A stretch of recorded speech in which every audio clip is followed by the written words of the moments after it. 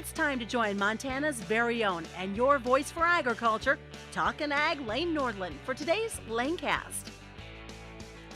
Hey everyone, welcome back to the LaneCast Ag Podcast. Thanks for joining the agriculture conversation. We're on the road this week at Angus Convention 2024, and we have producers from across the nation gathered here in Texas, and a lot of opportunities that we are talking about in the cattle business. But in particular, we are going to be focused on opportunities for commercial cattlemen here today and how they can work with so many different aspects of the Angus breed to help have a better herd, market their cattle a little better, and of course, just be profitable in the countryside. And I'm excited to be joined here today by our friend Troy Marshall with Angus Link. Thanks for joining us here today, Troy. A familiar face and voice. And then also Leann and John Saunders joining us with IMI Global and Where Food Comes From. Thanks for joining us here in Texas today. Thanks for having us. And then on the end, we have another John joining us from California, John Dickinson, on the Angus Board of Directors and kind of oversees the commercial end of things for the association as well. John, thanks for joining us. Thanks for having me. Appreciate it. But, we wouldn't be in the livestock business unless we asked about weather and how things are at home. So, John, how are things there in California? What's the winter shaping up there in your neck of the woods? Yeah, and California is primarily a fall calving kind of country, and so there's a lot of talk about rain as always. We kind of hope that rain comes here in November and just kind of goes all the way through the spring. We've had 2 good rain years, and we know that we're only a season away from our next drought, but things are in great shape. I mean, the markets in terms of both feeder cattle and purebred bull sales have been very healthy, puts everybody in a pretty good mood. So I think right now we just wrapped up a great September bull sale season, and I think things look really good. Yep. John, for yourself, how have things been in Colorado and all out and about for your crew here this year? It's been dry in Colorado. It's been a really exciting year. A lot of stuff going on for us. Our relationship with Angus has been really coming to fruition this summer, so we're very excited about it. And Leann, for yourself, how are things going? Great. We're at Angus Convention. We're at Angus Convention. We're having fun together. So no, it's been a great time here at the convention. A lot of great information being shared. So it's been wonderful. Well, and that's what I hope to do today is share more information just about how we can enhance market access for producers on the commercial end and more opportunities on the seed stock end of things. And there's just been so much innovation and work in creating these. This isn't just something that was discovered one day during a committee meeting. Here's our program. No, the idea came up there. Maybe came up at the convention bar too. Yeah. But a lot of ideas come out of an association. Like, yes, we're here at the trade show, but this is an association that creates policy, that sets a path forward for seed stock producers, for commercial cattlemen alike. And so Angus Link, we've talked about Angus Link before. We've talked about how it is a tool to really look at so many different aspects of marketing your cattle, enhancing your cattle. Troy, I'll put you on the spot first. Well, let's just do a quick overview of what Angus Link is, and we're going to throw in some new additions to the program here throughout our conversation. But when you're meeting somebody for the first time, what is Angus Link? Yeah, the basis of the program was just a lot of frustration that people weren't getting rewarded for the superior genetics that they were creating. And in the sea of black-hided cattle as well, there was a desire to differentiate those Angus genetics out there. And so really, the Angus Link program was created to specify and designate those cattle that are out of Angus sires, and then with the Genetic Merit Scorecard, we have the opportunity the first time to objectively and reliably describe the genetic merit dependent feeder cattle. Well, and that's a lot. That's a lot to process. But again, that's why we're having this conversation here today, is to make it simple, to not scare people away, to maybe address some of the myths, and not necessarily myths, but maybe just information that can be overwhelming, but it's actually simple once you have that conversation. And Leann, from the partnership with Angus Link and IMI, what role are you playing in this partnership? Let's kind of maybe discuss that, and that can open up our door into overall Angus Link and the partnership with IMI. So when we formed the partnership in 2023, it was really trying to take what Angus does exceptionally well, which is really work on genetics and how we move that forward, in the markets of quality and beef palatability. And then what we were focused on, which was a third-party verification company, and really taking that out to all of our customers across the United States and Canada, and really trying to build upon what we could do together, and adding in other attributes like source and age verification, which are also incredibly important in the marketplace. And again, just getting more of the information out so we get more uptake. Well, and as a host, I didn't ask the question of sharing more about IMI either. So I'm glad you took the reins there and said, "This is what we're doing. We're third-party verification." John, how did IMI and Where Food Comes From, how did that idea come about? Yeah. How did you two work together to see this vision, to fill a need, and to work with not only the livestock industry but so many different sectors out there in agriculture and abroad? Yeah. When we met, I was actually developing software to incorporate these new identification tags that some cattle producers were using. Ironically, I worked with Farmland Supreme Beef Alliance, which was also an Angus program. And a lot of the seed stock producers that were part of that program are continuing on today. I think there was only one, right, that isn't still involved. So what I brought to the table was no money, no vocational experience, but I had some ambition to develop a livestock tracking system. And one of the key components of everything that we do is we source verify, as Leann said. So the traceability and the ease of being able to put tags in and then to be able to read them has been really exciting for me as a developer of the software. So when Leann and I got together, she was working with a company called PM Beef Group that was a really early adopter of the Process Verified program. So we really didn't know exactly how we were going to work together until BSE. And then it became obvious that we needed a traceability system and the verification and the ability to certify export products. So it was that combination between the two of us. And obviously she's got, growing up on a ranch, she's got a lot more domain experience than I do. I came from Ohio. But yeah, it was a match made in heaven in a lot of ways. Yeah. Well, thanks for that preview too, and I think that just sets up the conversation about just how these parties can work together to create these pathways forward for producers. And again, we're always looking to market our cattle better. We're always looking for that path forward to say, hey, I got a few more dollars at the sale this year, and we've seen some tremendous growth. And John, from your perspective on the livestock end of things, what has it been like to see the growth of AngusLink and the enrollment of producers looking at saying, hey, I got Angus genetics in my herd, and I want to be rewarded for buying those good bulls, raising these good commercial cattle? What has that been like? I think it's just been fantastic. I mean, just a little bit of my background. I was, even though I work with raised cattle in California, I'm a former employee of American Angus. So I was a regional manager, covered the West Coast, and back in the early 2000s when the Angus Source program started, kind of the precursor to this program, I did some of the first audits out in Imlay, Nevada, and just getting it off the ground. So seeing the transitions till now has just been really exciting for me personally.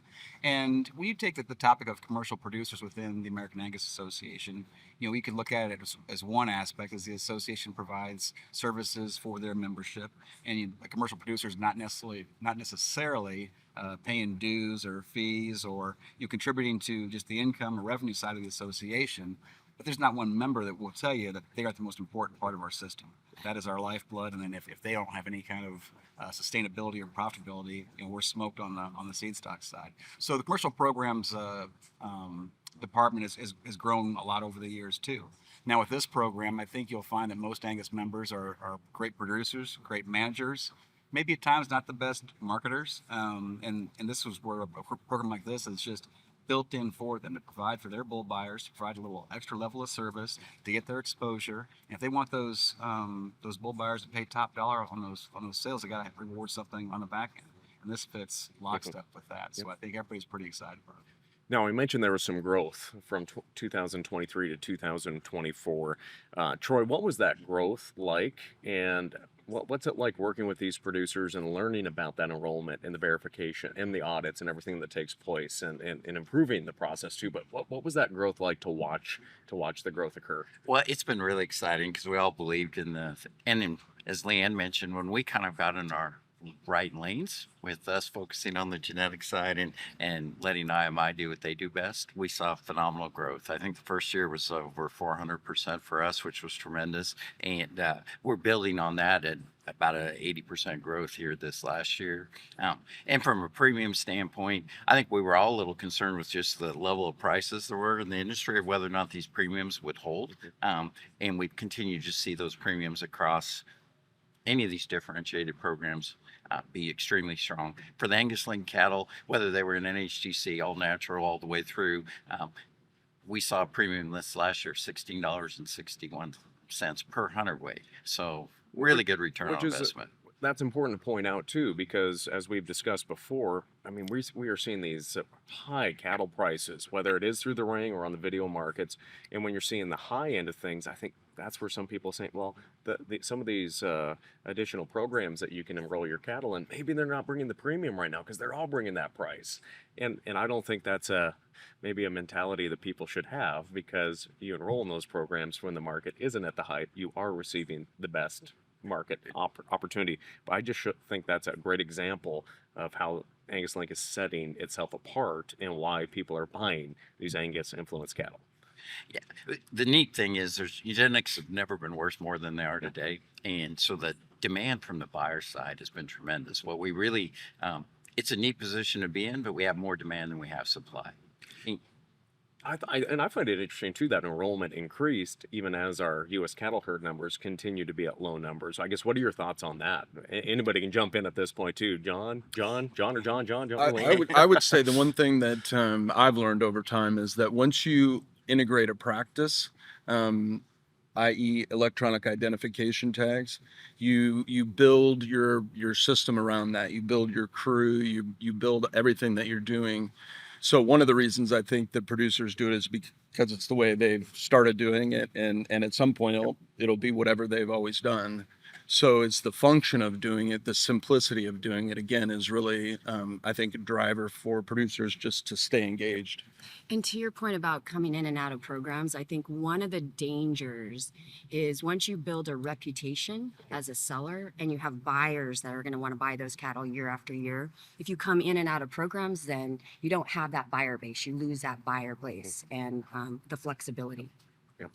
Yeah, I think I've, going to some of the video sales this summer and working with both buyers and sellers alike, that's just what I've seen. When I saw these high prices, I thought, well, they maybe shorten up on some kind of cost, whether it be an audit or a practice or whatnot. And talking to all those producers, the exact same thing. We're not going to change. They're happy getting buyers. They're always wanting to get more potential buyers. They don't want to change their look or their format because those buyers are used to that supply. They don't want to change that one bit. Mm-hmm.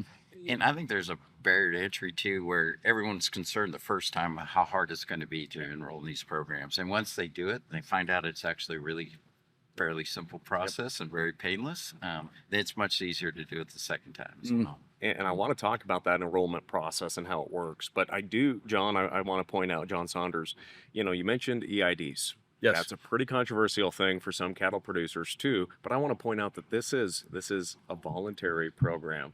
This is something that people have been, especially IMI, you've been that voluntary third arm to help people say, I want to market my cattle differently. So this is not about USDA's recent EID rule for cattle that it's very controversial out there. But this is, people have been utilizing third-party verification for cattle. You've been providing that for some time too, and this is just another way to market. No one's holding a hot shot to them to enroll in this program, but people are flocking to it, as we said, because of those higher enrollment numbers. But do you want to talk about that, or just? I would say my answer to that are the buyers and their expectations relative to the traceability. So as I think everybody knows, there's two different types of tags in the markets. There's both 840 tags, but there's also manufacturer coded tags, which we have a number of producers that continue to use. But when a buyer becomes used to the system, meaning when the cattle come in, they're expecting an EID in their ear, and it doesn't work, there's a problem. And the packers, I believe, are at the same point where that ease of use and the speed of the economy is critically important. So if they don't have that, then there's a problem. You have to do extra work. Yeah. Well, again, I just wanted to bring that up too, because there's a lot of talk about it up there and some uncertainty, just because USDA hasn't done a very good job explaining what's going on here. I'm not trying to make this a political conversation here either, right? Completely voluntary. Yeah. This is completely voluntary, but I want to talk about that enrollment. But first, I do want to take a quick break. We're going to be back here with the panel from the Angus Convention in Fort Worth, Texas. But first, these words from our friends at IMI. There's no question in my mind that third-party verification is important. It's being verified by someone other than me, and it just gives some confidence to the consumers that we are indeed doing what we say we do. People want the documentation. They want to know what you're doing. They want to know where the food they're eating, where it came from. By verifying and documenting and having transparency that they can move forward, and it's a third party that's telling that story, it's to everybody's benefit. Returning back to the agriculture conversation on the LaneCast Ag Podcast, we are on the trade show floor at Angus Convention 2024, and we're talking about Angus Link and how it is truly one of those programs to help enhance market access for producers and really put profitability and marketing at the top of the equation, along with genetics and all the good work that producers are doing in the countryside and investing in their herd. Just another program to help them conquer the market, I guess we could say. But, as we look at Angus Link, a lot of people may be wondering, how do you enroll? I know we can talk about the benefits and just how much growth we've seen, but you mentioned before the break, Troy, just some people, the first time they do it, there's always concern. There's always, how much is it going to cost? How much time is it going to take? What is the enrollment process like? And then, of course, how does the relationship with IMI play into that enrollment and the audit process? Yeah. Well, IMI actually does all the work with the customers, hand-on experience with them. It's really, really simple. They can call IMI, just say they want to enroll in Angus Link, and they go through the agent source verification process there. If they want to do any of the other programs that IMI offers, then they can enroll at the same time. And all we really require from the Angus Link standpoint is we need to have the current bull battery that sired that calf crop, and then some information, very simple information on that cow herd, in terms of the genetics of that cow herd. And from there, we can build out the Genetic Merit Scorecard and get them Angus verified. And so it's not a difficult process at all. And we do have a GeneMax Advantage program, and we've talked about it before, but you do not have to have the cattle DNA'd, any of those things there too. We just need to have the registration numbers of the bulls that you used. And with the Genetic Merit Scorecard, they do not have to be Angus sired as well. So we can use bulls of other breeds there. Yeah, I was going to ask you to explain that too, because some people qualify for Angus verified right away, but they don't necessarily have to be Angus verified. Maybe part of their herd is, maybe part of it isn't. So I think that's an important thing to point out with that Genetic Merit Scorecard. Right. Angus verified is just for those cattle that are 100% Angus sired. And so if we can segregate those out, that's what we do. With the Genetic Merit Scorecard, you can have some Angus, Charolais, Hereford bulls, whatever it may be there. We just need the registrations, the numbers of those bulls as well. And that's really the whole goal, is we want to be able to objectively describe the genetics so those buyers can buy with confidence and be willing to pay premium for those cattle. So when we're looking at the process, when your IMI teammates are out on the ground, what is that like when they pull into the yard? What are they expecting to see, and what are producers expecting to gain from your trusted teammates out in the countryside? So specific to the Angus Link program, so Angus Verified and GMS, those are what's called livestock raising claims that are born with the animal. So in that particular process, that allows us to do what we call desk audits. So for those particular claims, we don't actually have to go on site. So it's a records review process, phone audit with the producer. And so it's a very simplistic process to get that accomplished in a short period of time. Now, if they want to add other additive programs, and those become livestock raising claims that change over the lifetime of the animal, USDA requires us then to go on site to conduct that verification activity. Then we will have an auditor that goes on site. One thing we take great pride in is we have regional managers that work with our customers. They all have extensive livestock experience, and our audit teams as well. The last thing we want to do is send someone out to a ranching operation and not have that expertise. So we take a great deal of pride in hiring really, really good people. And when we talked about the genetic merit scorecard, that's a lot for me here this morning to say. But when we look at that, and we can put a visual up on the video part of our conversation today too while we explain it. Talk about how important that is for buyers to see that, because a lot of the time when people are buying cattle, it is off the reputation. They're like, we know these cattle finished well. We're going to come back and buy these cattle. We're going to bid up those cattle if we can't get them. So let's walk through just how that image and the data that's on it really is helping drive buyers' decision when they're buying on the video or maybe even through the ring on a large load. Yeah, well, I loved your analogy where you said it was reputation cattle, and really what the Genetic Merit Scorecard, or GMS, does is it creates reputation cattle, but it does it on a nationwide basis. And those guys, when you had reputation calves, like you said, they had to feed them, they had to own them to know that those cattle were going to stay healthy, grow, gain, convert, and do well on the rail. And what we really do is have an objective measure where those guys can look at a pen of cattle that they don't have firsthand experience with and be able to buy with confidence. And one of the frustrations in our system, it was always they use really good bulls and they've had all their shots. Well, that didn't really tell you a whole lot. Yep. And so this is just an opportunity to really differentiate yourself in the marketplace. And so when we are differentiating that too, obviously there's a lot of feedback from the seed stock producers too. What has been the conversations as we've seen the growth of AngusLink enrollment? What are the discussions with your fellow producers on the board or here around the trade show just about how it's, helping them market more bulls, and also, so many producers, they help their commercial producers make decisions and give them advice as well. How is this maybe changing their tune on more marketing opportunities?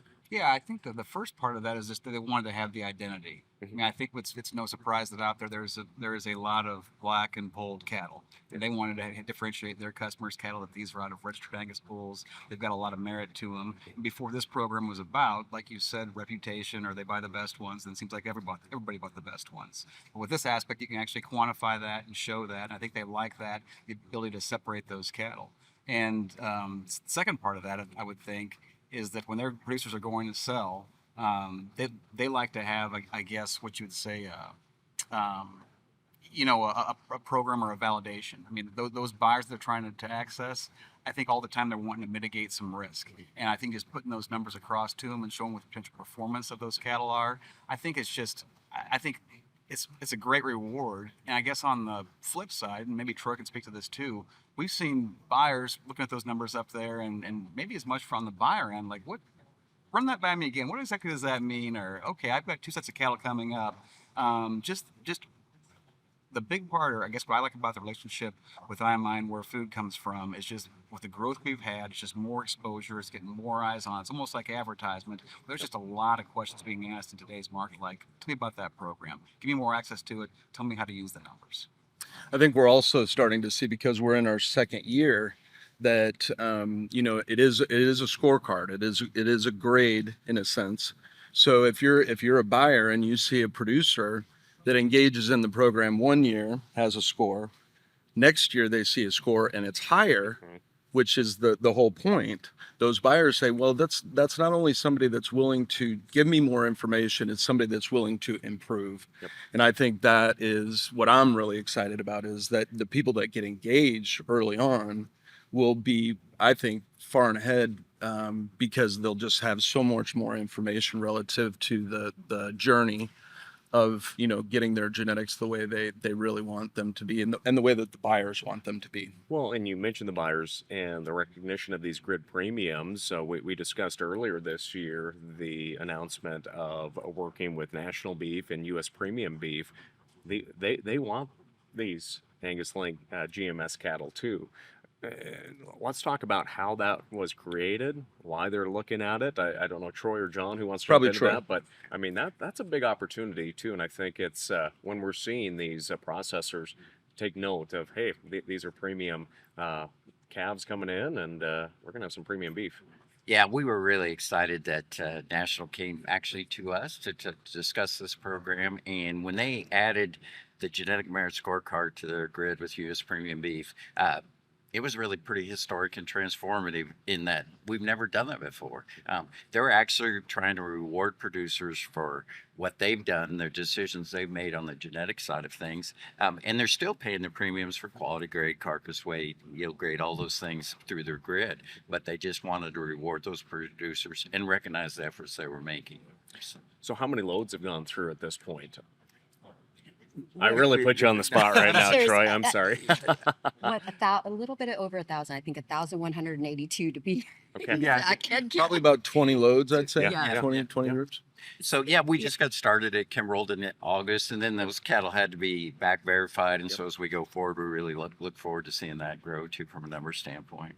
The other exciting thing about it, which we talked a little bit yesterday on a panel we were on, is the scores themselves are really, really high. Yeah.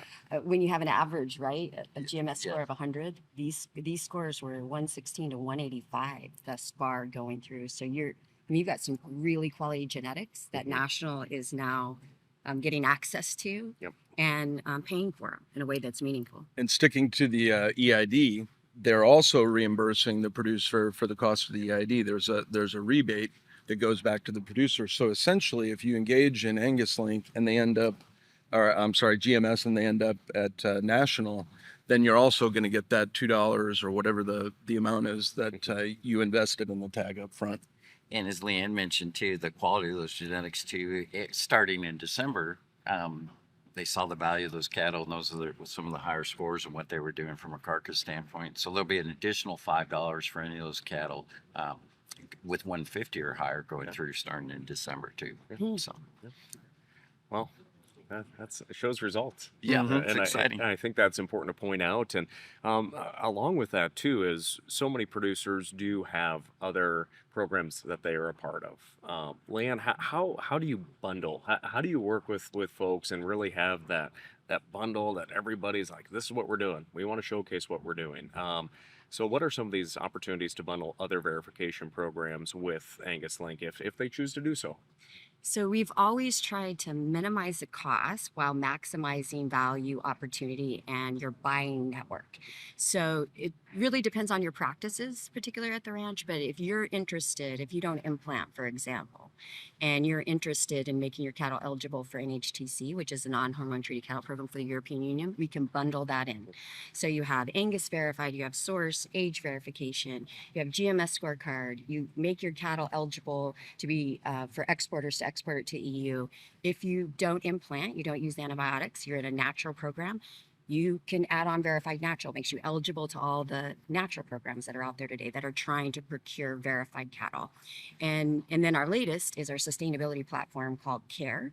And we'll probably talk more about that at some point, but that is also, we can add that on in a way that's cost effective for the producer, because we just have one verification audit that has to happen for all those things. So trying to maximize carcass utilization for packers so that they can take parts and pieces, whether it's rounds to the EU or they want to potentially take tongues to Japan and Korea. They have the ability to do that.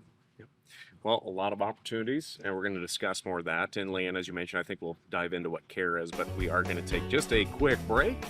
We have these words from Angus Link, but we'll be back here on the LaneCast Ag Podcast right after this. We've been told not to judge a book by its cover. The same could be said for your cattle. With more black cattle on the market today, wouldn't it be great to capture the extra value you've added to your herd? Angus Link makes cattle stand out. Enrolling in Angus Verified is an objective, reliable way to describe the genetic potential for your cattle, and it signals to buyers yours are different than the rest. The Genetic Merit Scorecard draws on the industry's largest database to evaluate calf genetics and predict performance potential from weaning to the packing plan with real-world data. Claim your competitive edge with Angus Verified and the Genetic Merit Scorecard. 2 programs under one Angus Link.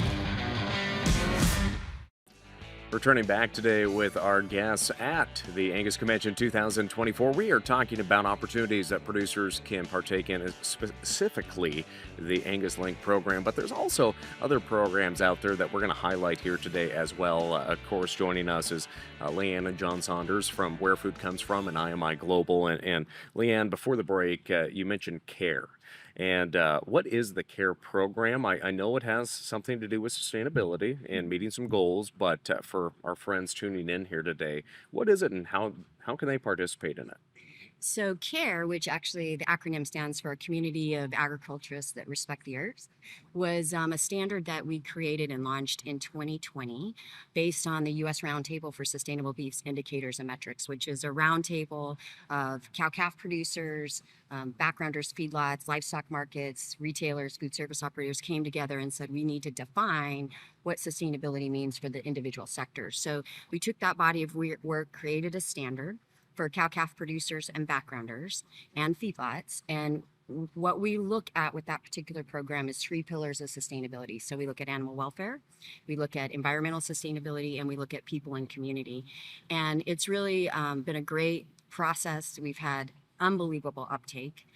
Today we have over 1.1 million head that have gone through the program as CARE certified cattle, and over 33 states today, and it covers about 38 million acres. So as we look to meet sustainability goals and position ourselves to tell our story about sustainability and for producers to be able to showcase all the wonderful work that they're doing on their operations, it's a program that's near and dear to our heart because we think it gives us a step up in the market relative to telling our story. It's easy to engage in, like we talked about, so it's just another verification program for us. We take them through the process, and then they can use the CARE certified logo. Yep. Well, and I think when you look at that too, again, this is an opportunity for enrollment for producers that are already most likely doing almost everything that would qualify them for this voluntary program, but it's also addressing questions that consumers have. And I think that's, again, these are voluntary, but these are ways that, you know, where food comes from. Obviously, you know, you guys were very spot on with your name too, with that aspect of your businesses too. How important is it to listen to consumer preferences when looking at this too? Because, you know, some producers might be listening here today, oh, that sounds like a lot of work, or this is all fluff, but obviously people are enrolling their cattle and they are receiving premiums, and they're being innovative as well. I guess, what are your thoughts and comments on that? So I would say, in order for all of us to stay in business long term, we have to continue to listen to the consumer, and not just the domestic U.S. consumer, but the global consumer. You know, 20% of our products actually go in the global market. There's so much pressure against beef globally in so many different ways that this is our way to take a hold of something and position ourselves and differentiate ourselves and tell our story in a way that consumers can latch onto. And consumers trust ranchers. They trust the people when they hear their stories. The mark of approval just becomes sort of an easy button for buyers to know that these supply chains have gone through this process. So we're just proud to help producers tell their story. I'm always really focused on information that's important to producers, because most of the producers I've met are data hounds, and they want as much as they can read.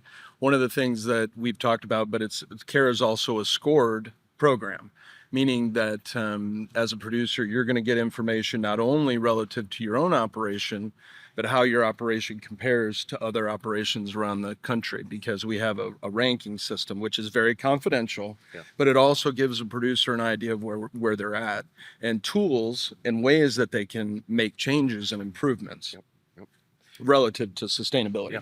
Well, again, thanks for sharing a little bit about that here in our conversation today. Again, just more opportunities that producers can look at through IMI and where food comes from. And, you know, as we center around Angus Link and the collaboration on that front too, you know, we discussed the Genetic Merit Scorecard, and we discussed the new opportunities with national beef and premium beef.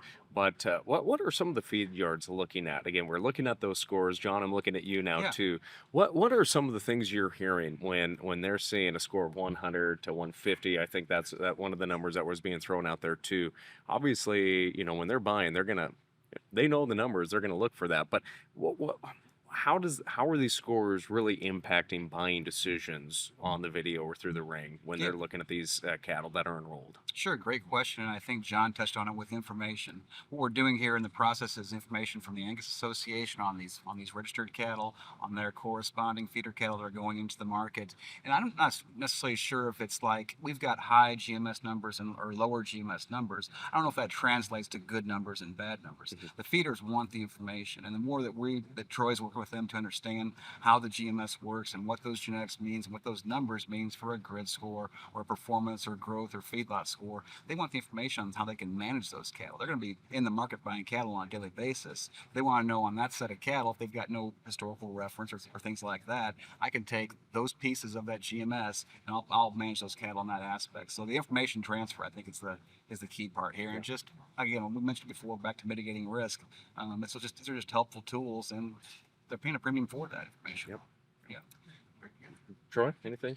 No, I think hit it really good. It's kind of a benchmarking tool too. Yeah. We don't talk about that maybe enough. We're 100's industry average, and so it allows those producers to know where they are within the industry. And to his point, if you have 100 cattle, you may manage them differently from an implant strategy, even what compositional endpoint you're going to take them to versus those 150s. And so the scorecard increases the value irrespective of what that scorecard is. So. Yeah, and this is also starting a lot more conversation from those commercial bull buyers back to their seed stock Angus member suppliers too. Like, I marketed my cattle, I'm at this level, so I need to improve this. What can I do? Yeah. And then that gives it access to that seed stock or that bull supplier. We need to look at these genetics or these bulls to kind of push those cattle in that way too. And there's been a ton of conversation on that end, and just the seed stock supplier customizing that producers' bull buying decisions going forward. Yeah. Well, as I mentioned earlier, I mean, they don't just sell bulls and say, see you next year. it is about that connection and helping commercial producers build the herd that they need, that fits their environments, and of course is the best herd for them too. I love going to bull sales, looking at bulls and looking at catalogs, and just I think having that tool is just one more tool in the toolbox, as Mark McCulley would say too, in the Angus world, to just help people stay profitable. Well, like Ronald Reagan always said, trust but verify. How do you have reputation cattle if you can't verify it? So it's a way to verify what's going on and then reinforce over time. When they actually get the carcass data, and they can say, there's a pretty strong correlation between the GMS score and the way those cattle actually performed. That's when you've hit you've rung the bell right there. Yeah. Very, very, very good example there too, John. And, we talked about the low cattle herd number, but it's taken me a long time because herd rebuilding has been brought up every conversation I've had this week. So, 45 plus minutes into our conversation today, we're going to bring in, herd rebuilding. Again, I think that's a rumor at this point too, but we can always set goals and watch the weather, see what these trends are going to do. But we know that herd rebuilding will take place someday. And how is Angus Link, what are they doing to not just market cattle through to the beef end of things, to the consumer and the feeder and the processor? How are they maybe looking at the opportunity for that replacement end of things? So you're not just focused on, we're selling beef here, but you're selling replacements as well. What are some of the innovations through the program right now?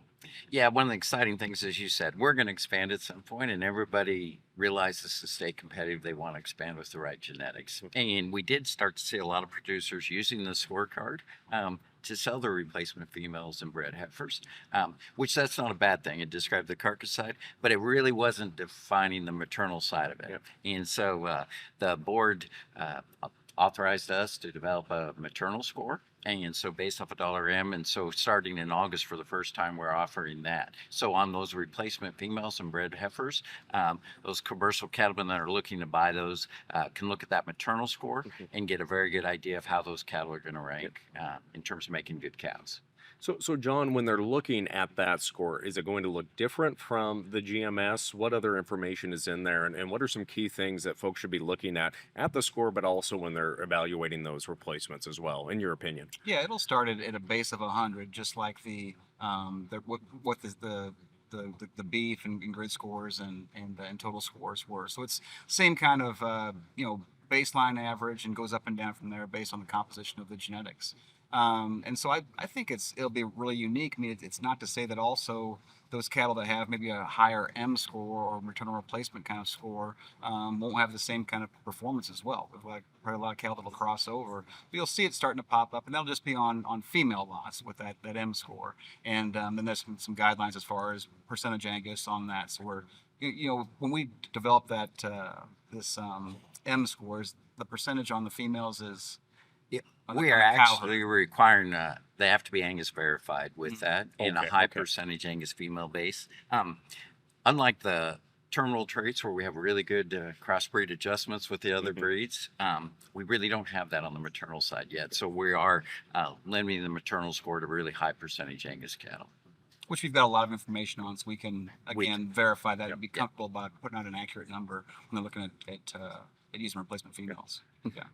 Well, obviously, there's a lot of opportunities, and for the producers that are watching this here today, too, I hope it inspires them to look at the possibility of completing an audit. There's no DNA testing. I think that's been a lot of discussion and questions I know you have received, but the audit's pretty simple. It's a bull battery. What other things maybe have we skipped over, or maybe some misconceptions about the enrolling in Angus Link that maybe we didn't address that truly is? It's a lot easier than maybe it would seem if you just look quickly at the website and say, maybe next year. Yeah. Well, I think the basics, the return on investment is there. We've documented that, and so a purser feel good about that.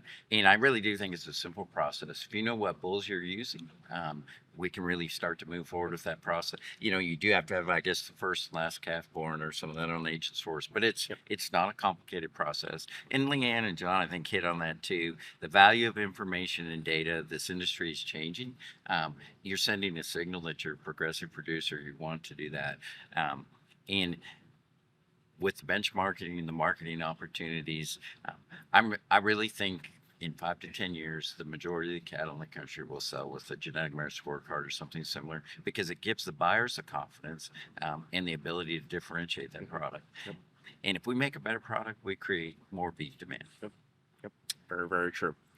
What closing thoughts here? I guess, what are you individually all looking forward to for the future of the cattle industry? I mean, we have ups and downs. We know that. We always tend to focus on the downs sometimes when we're crying into our beer someday at the bar. But I guess, what are you all looking forward to individually about the future of the livestock industry? Well, you get to go first. I get to go first. Yeah. You looked around, so that was the indicator. Troy gets it now. I get it. Well, I'm just looking forward to green grass, and then I think once we have that, the next 3 to 4 years are going to be ones we tell our grandkids about. Really historic, tight supplies, great demand, and I'm really excited too when I look at, as we've improved quality and efficiency of our product, we've increased beef demand, and I think we're at a point where we're changing not only the way we market cattle, the information, the genetics, all those things at one time. And I'm excited about the future of the beef industry. I'm super bullish on the beef industry. As we look to the future, I think we talked about sustainability, and when you think about the most important thing with sustainability, it's profitability on these individual operations. And so the opportunity to add value and more differentiation and pricing for the producers doing all these really great things, I think is exciting. More supply chain alignment that gets them more data so they can make better decisions. So I'm very optimistic for the future of the beef industry. So I'm going to go in a little bit different direction. What I'm excited about is the generational change in attitude that I've seen, and the less gray hair that we see at these type of events, and people that are really excited. We've just had our two of our 3 children that have joined us in the company. They're super excited. One of them is here today with us. So I think the younger generation is what I'm excited about, because 10 years ago, as the industry was aging, you didn't see a lot of young people that were walking around, and now it seems like, maybe I'm just getting old, but I'm definitely getting old. But it is a definite change of scenery, and I think that's encouraging, because it seems like young people are excited about getting back into their operations, which hasn't been going on as long, from my perspective. I feel targeted because I started going gray at like 27. If I take my hat off, you'll see the gray there. But I just laughed because the keynote speaker at the opening session, and I have rallied on this for years. They're like, oh, the millennials, our knees hurt now. The millennials are in their mid 30s all the way into their 40s. Like, quit ganging up on us. I'm glad he highlighted it, because I feel I get undue blame for things, and I've been a 60-year-old man since I was 12, so that's my hair. But sorry, John, I had to throw a little comments there too. But what are your thoughts on the future, and what are you bullish on? Yeah, I'm bullish on our demand. I mean, I think it's been really, really exciting to see. I mean, I guess I consider high prices in the meat case in the supermarket, and demand hasn't weakened one bit. What that market signals to me is that we're producing a quality product. It's consistent, it's high quality. It's maybe not the cheapest to make with inputs where they're at, but I think those from the seed stock to the commercial bull buyer to the feeder packer on those sections, the extra steps they're taking programs like this to add quality on a consistent basis, they're getting rewarded for it. Hope those rewards keep trickling down, and there's kind of a piece everywhere for everyone. So looks good. Well, I think our conversation today does really reinforce that there's so much innovation in the industry, but it takes initiative. It takes the conversations that the board member and the association are having, but also what they're hearing from their commercial producers. Who is innovative? Who wants to enroll in these programs and make the profit? And the guys that are making money and having really good success with it, they're the ones that put their toe in the water first, and they're trusted as well. And I can't wait to see how that enrollment grows, because I think it only will continue to grow. Yeah, we're excited about the future. Hey, any last thoughts before I let you get back to your day here at Angus Convention? Thank you. Yeah, thank you. Thanks for having us. Appreciate the exposure. Well, thank you all. And of course, we've had a lot of great coverage and conversations down here. So thank you to IMI and to Angus Link for bringing our conversations and coverage on the Western Ag Network and the LaneCast Ag Podcast this week. And for our audience members, I hope you walked away with something that maybe you can look at to help really reinforce your operations and look at these programs as an opportunity to better yourself, better your cattle, and better those marketing opportunities as well. Well, friends, that will do it for this LaneCast Ag Podcast from the trade show at Angus Convention 2024. Thank you for joining us here today. We will have links to how you can learn more about Angus Link and IMI and all the other bundles you can participate in in the description of the podcast. So thank you for joining us here today as well. I'm Lane Nordlund. We'll catch you next time. Thank you for tuning in to the LaneCast with Talkin' Ag, Lane Nordlund. For more on Lane, check out his Facebook page, Lane Nordlund Ag Broadcaster, and NordlundCommunications.com.